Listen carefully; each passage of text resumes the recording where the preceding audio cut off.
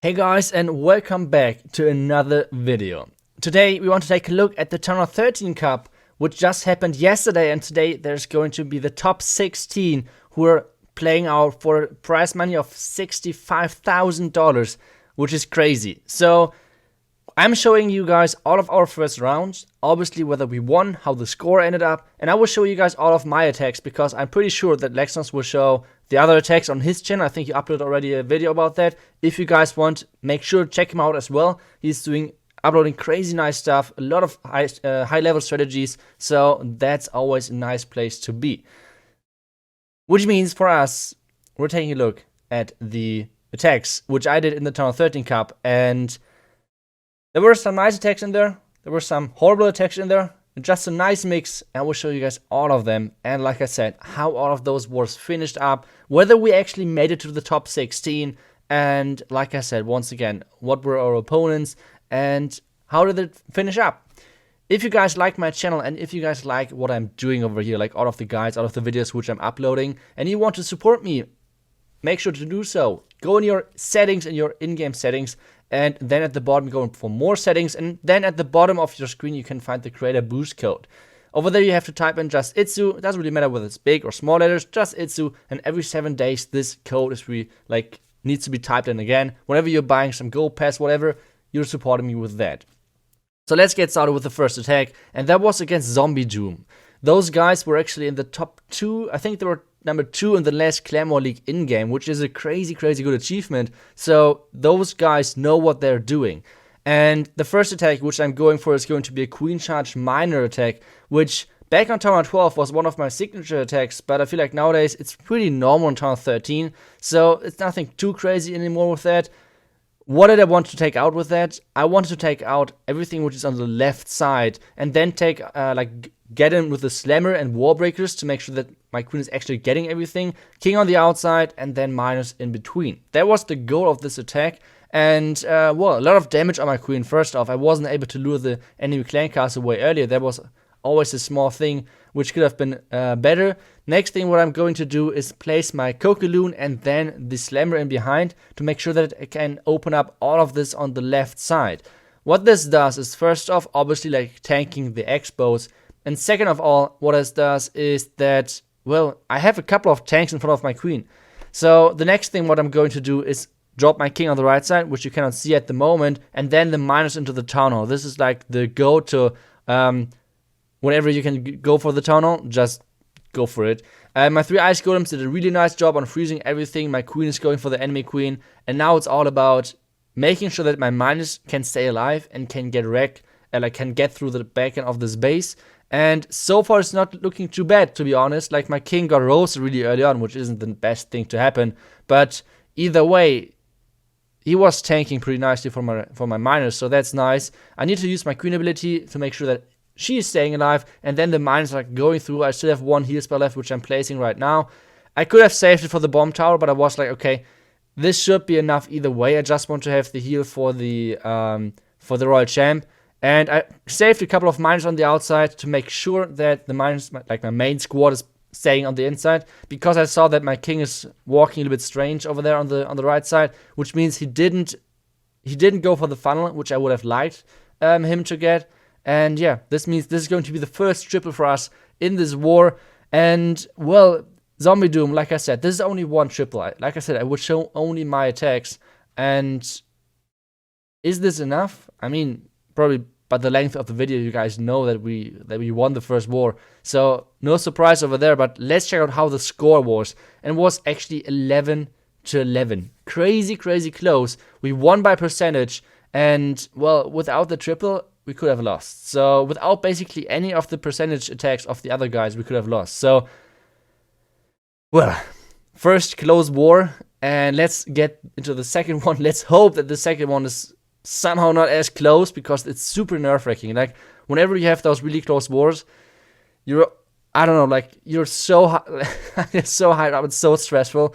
It's annoying and nice at the same time. It's really strange to explain. I mean, all of you guys who are maybe in the tournament as well know what I'm talking about. So this is going to be the next base, and this is one of those really annoying anti-2-star bases which are kind of popular right now in the meta, because those anti-2 star bases, especially in those formats where you have not too long to plan, forces a lot of mistakes out of the attacker. So those anti-2 star bases are actually pretty good to use in any of those tournaments. So this is what SNT Elite thought about, I guess, and they decided to use a couple of them. And well, SNT Elite, I guess I have to explain that a bit longer, or like a little bit as well. They're a pretty good French clan, so they're well known, and it's not like a nobody. We knew them, we know that they're really good, and well, this is the plan for the E-Drags, because I'm going to attack with E-Drags, and the big thing which did not go as planned, if I would say it like this, is the Warden ability. I use it right now. I should have saved it a little bit longer, I think, because as soon as I'm getting closer to the Townhall, I see like there are so many freaking black mines. There are so many freaking black mines over there, like 1, 2, 3 black mines, which are going into my E-Drags, which are crucial. And then the Giga Bomb is going off. I should have saved the Electro Dragon, and now the Hound is coming over and exploding right in front of our Electro Dragons. So a lot of things which were kind of a little bit unlucky and not the best performance on my end. But either way, after that attack, I decided, okay, let's skip the E-Drags for now. I'm normally pretty good with the Queen charges, so let's do it like this. Watching back on this attack, since, I mean, you guys see it already, it's not going to be a triple, but watching back on this attack, I think I should have went for the Sui Lalo. I knew this base, like, it's actually one of the bases which built Shazo, like one of our guys. But he told us after the war, so that was a bit unfortunate. But I should have attacked this base with Sui Lalo. Basically the same hero entries, and then just Sui Lalo. I think that would have worked really well. But either way, 77%. So let's check out how the war ended for us, because this wasn't good attack by me. But we in the end won once again, 11-11, and we won once again based on percentage. And yeah, and this, like, the second war I got completely carried. Like, looking at the percentage of the other guys, yep, I got by far the lowest percentage. Super bad attack. Like I said, I won't touch E-Drags for the rest of the tournament, I think. But, well, either way, I got carried. Let's get into the second, like, in the third match and see how this ended. Because, yeah, after that war, I don't know, we need a confidence boost. We need a confidence boost because that war, like the first two wars, were super stressful. So I don't know. Let's get into the next one, and this one is going to be against Furia Savia. I hope that's pronounced somewhere close to correct. And what I'm doing on this one is going to be a Queen Charge hybrid. And maybe a couple of you guys think that I'm completely, I don't know, strange, but I actually remember that we faced this base, this exact same base on Townhall 12 in the March qualifier of last year. If you guys are now thinking like, iTzu, how the hell do you, like, how do you remember that? I don't know. I'm doing it. I have no clue how I'm doing it and why I'm doing it, but I can somehow remember bases really good. And back then, Matki attacked this base, and what he did a Queen Charge minor attack as well. But what he did, he went with the Ram into the Townhall. Like, he did basically the same Queen Walk, which I'm doing right now, but he went with the Ram into the Townhall. And back then, the big issue was that there were too many expos on him. Like, you can see, those two expos in the core would have been on my Queen if I would have went into the Townhall. So what I thought, like, okay, let's just skip the Townhall compartment and just go into the air defense, and then I can skip the damage of the two expos, because they will be out of range. So this was the small adaptation on what I did. Now the CC is coming out, and now I can just go with my minus on the core, because the King funneled so much of the trash on the outside, and pathing looks awesome. So we can just start as soon as my Queen is getting rid of those Clancaster troops. Minus in, heal spell in, and because there was so much damage in the beginning, I was like, okay, let's just drop everything really fast in the beginning. But it was that fast that I actually forgot to place my Hawk Riders, which isn't the best thing if you're doing a hybrid attack. So this was the point where, like, wait, I'm missing damage. Why do I have only so, like, I don't have that many minus. Where's the rest of my troops? And then I noticed, okay, I still have a couple of Hawk Riders left, which I should place. And at this moment, I thought, like, it's how can you screw up this attack? And well, let's see how this attack is wrapping up, because this strat was just way too OP on this base. Like, the base, like I said, it was back then a Townhall 12 base, and those bases which were designed to be Townhall 12 bases are Townhall 12 bases. You should not copy them in Townhall 13. Normally the scatter shots are just not fitting in them. Like, it's not really making any sense. Like, you needed a special setup for the scatter shots, and if that's not happening, most of the bases are just not working.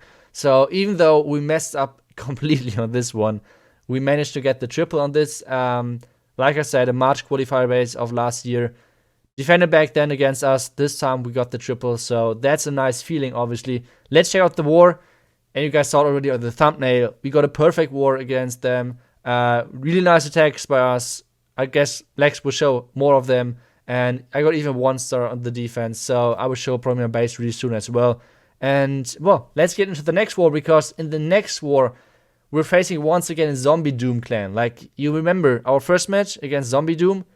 This one was their first team, actually. At least, I think a couple of people said that this was their actually first team, and we faced the second team in the first match.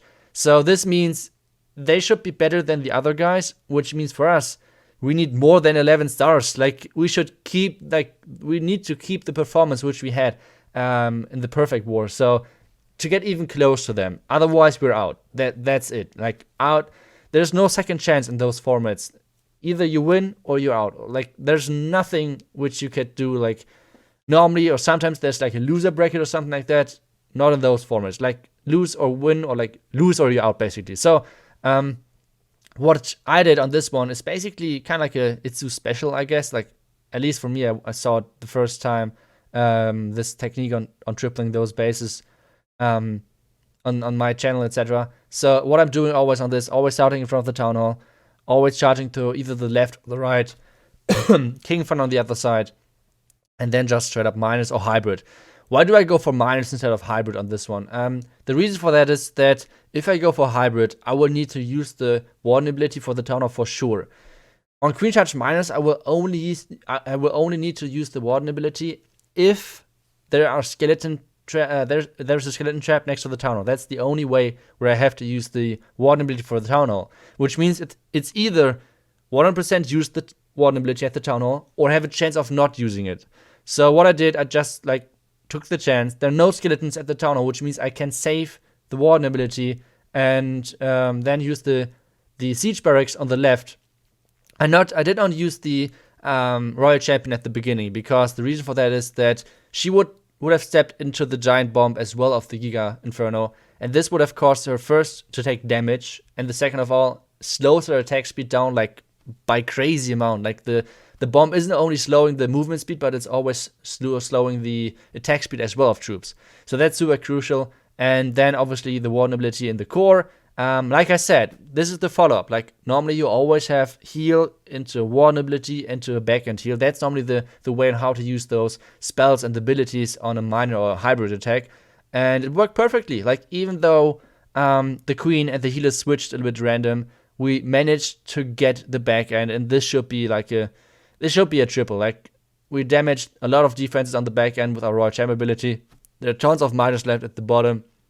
The only question is whether the Royal Champion can win this duel, and it's going to be a tie. But either way, we got the triple, which means one pretty good attack. How many stars did we get in the end? Like, against 3-star Empire? And it was 13-12. So we managed to get into the next round, which is the top of 32, like the last 32 teams. And if we beat the next guys, we're in the top 16. And that would be nice. Like, obviously you want to win it all, but even if you're getting into one of the highest spots, it's always a nice achievement. So yeah, 13-12, really close board. GG to those guys. Zombie Doom, super strong clan. But let's check out the next attack, because this is going to be one of Noob's teams, like my friend, the other German YouTuber. And, well, I'm going to do a Queen Charge hybrid attack. So let's see how that goes. Wall breaking into the compartment, into the single Inferno Tower. And the goal is to charge my queen in, do a connection wall breaker, and then go into the Town Hall. That's like the idea. Freezing the Inferno Tower, just to make sure that my queen is staying alive. And then my queen is engaging. I should have frozen another time. But now the big issue is that I dropped my Coconut Loon and then the Baby Dragon. And this caused the Arch Tower to switch. It switched target from the Coconut Loon to the Wall Breakers, which means the Wall Breakers did not open up the wall. My queen is going on to the outside just to give me another slap into the face. This black man is traveling for ages for my healers, which is, I still don't get it why it's in the game, but either way, my healers now are, yeah, I have only 4 healers left, and now I'm trying to put a couple of funnel loons over there, or like funnel troops over there. The eagle's activating, sadly, but this means the healers should not die in one, like, combination of the eagle. And then rage, and then this happens, like this one step of the queen, which lures out the maxed red bomb to kill all of my healers. Like, god damn it, like, I'm so unlucky. But I guess that's how it works, right? Sometimes you're lucky, sometimes not. And from this on, I need to somehow save this attack. Like, this attack went horribly wrong. My queen didn't want the entry which I liked her to go, and this means we somehow need to save this. 1 miner onto the town hall just to make sure that like there are no skeletons. I do not want to have any skeletons over there. Then the warden ability, and I'm splitting the royal champ because once again I do not want the royal champ to be slowed by the explosion of the giga bomb. And actually it's not looking too bad. Like, I'm freezing the multi-inferno tower. I don't know whether I should have done that. I feel like I should have maybe saved the freeze a little bit longer, but I used it a bit pretty early on. But it's not looking too bad, to be honest. Considering that we failed that horribly the entry. And, well, Royal Chamber still has her ability. Miners and Hawkrise are going through the back end. Royal Chamber ability. The Royal Champion is getting targeted by the Inferno Tower. That was, I don't know, like with the Royal Champion staying alive, we could have maybe had a chance because this one is ending up into a time fail. And it was a godly save, I think. But still, I'm super mad about the wall breakers. Like, those wall breakers should have easily went in there, and this would have been overkill, like crazy overkill.